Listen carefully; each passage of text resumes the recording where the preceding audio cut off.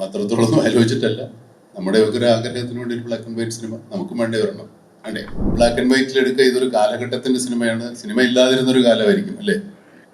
Cinema ഇല്ലാതിരുന്നൊരു കാലത്താണ് ഈ cinema നടക്കുന്നത്. അതുകൊണ്ട് ഞങ്ങൾ ബ്ലാക്ക് ആൻഡ് വൈറ്റിലാക്കി എന്ന് വേണമെങ്കിൽ പറയാം. അതുമല്ല, ബ്ലാക്ക് ആൻഡ് വൈറ്റ് പുതിയ തലമുറയ്ക്കൊട്ടും അനുഭവിച്ചിട്ടില്ലാത്തൊരു സംഭവമാണ്. അതുകൊണ്ട് അതൊന്ന് കണ്ടറിയാം. പിന്നെ ഈ സിനിമ അതിന് പറ്റിയൊരു സിനിമയാണ്. ഒരു കാലം കുറച്ചുകൂടെ ആളുകൾക്കിലേക്ക് സത്യസന്ധമായി മനസ്സിലാക്കാനോ അല്ലെങ്കിൽ അവർക്കത് ഫീൽ ചെയ്യിക്കാനോ തോന്നുന്നത് കൊണ്ടാണ് കുറച്ചുകൂടെ പഴയ കാലത്തെ ബ്ലാക്ക് ആൻഡ് വൈറ്റ് എടുത്തത്. നമ്മൾ ഈ പണ്ടൊക്കെ ഫ്ലാഷ് ബാക്ക് കാണിക്കും, black and white കാണിക്കുമായിരുന്നു ആദ്യകാലം.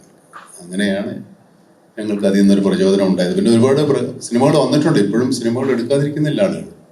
Black and white cinema നമ്മുടെ ഒരു നൊസ്റ്റാൾജിയല്ലേ, അത് പല ഹോളിവുഡ് സിനിമ ഫിലിം മേക്കേഴ്സിനും ഒക്കെ ഉണ്ട്. വലിയ സിനിമകളിൽ ഓസ്കാർ അവാർഡ് കിട്ടിയ സിനിമകളൊക്കെ ഉണ്ട്. ഈ അടുത്ത കാലത്ത് 5-8 വർഷം മുമ്പ് ആർട്ടിസ്റ്റ് എന്ന് പറയുന്ന cinema black and white 35 മമിലെടുത്തത്.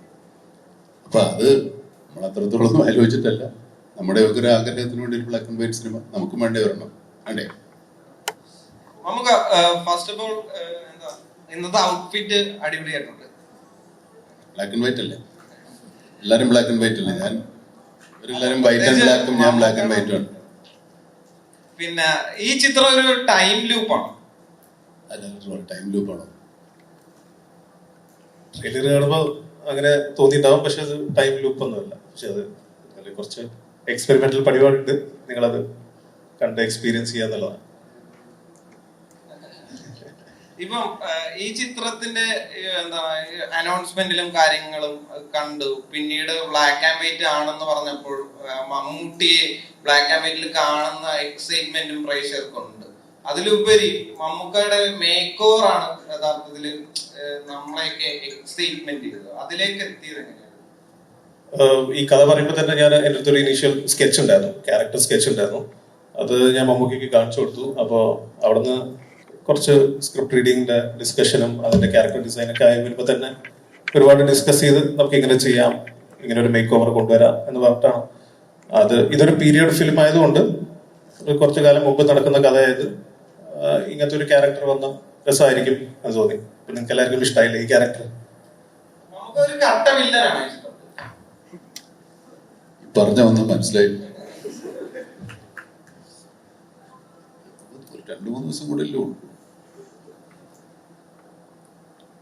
Villain എന്നൊക്കെ പറയുന്ന വാക്കുകൾ പോലും ഇല്ലാതിരുന്ന കാലത്താണ് ഈ സിനിമ അല്ലേ? എടി അങ്ങനെ ഷേക്സ്പിയർ നാടകങ്ങളൊക്കെ ഉണ്ടാവും. പക്ഷെ അങ്ങനെയല്ല. എന്നാൽ നമ്മൾ സാധാരണ കാണുന്ന ദുഷ്ടകഥാപാത്രങ്ങളെ വില്ലൻ എന്ന് വിളിക്കുന്ന കാലം ഉണ്ടായിരുന്നു എനിക്കറിഞ്ഞൂടാ. ഞാൻ അടുത്ത കാലത്ത് ജനിച്ചോട്ടാണ്.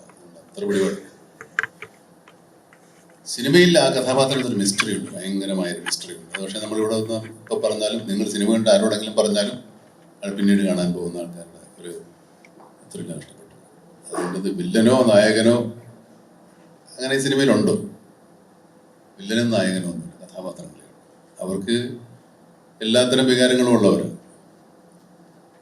പിന്നെ ഇത് ധർമ്മം അധർമ്മം അതൊന്നും ഉള്ള സിനിമയാണെന്ന് പറയാൻ പറ്റില്ല. അതൊക്കെ നിങ്ങൾ കണ്ടെത്താം.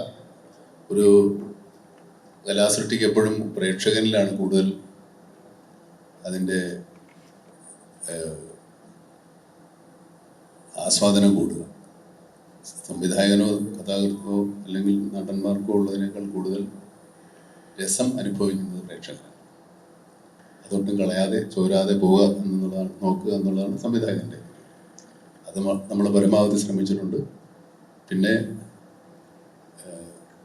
സിനിമ രസിക്കുക എന്നുള്ളത് പ്രേക്ഷകന്റെ കടമയാണ്, അവരുടെ തീരുമാനമാണ്.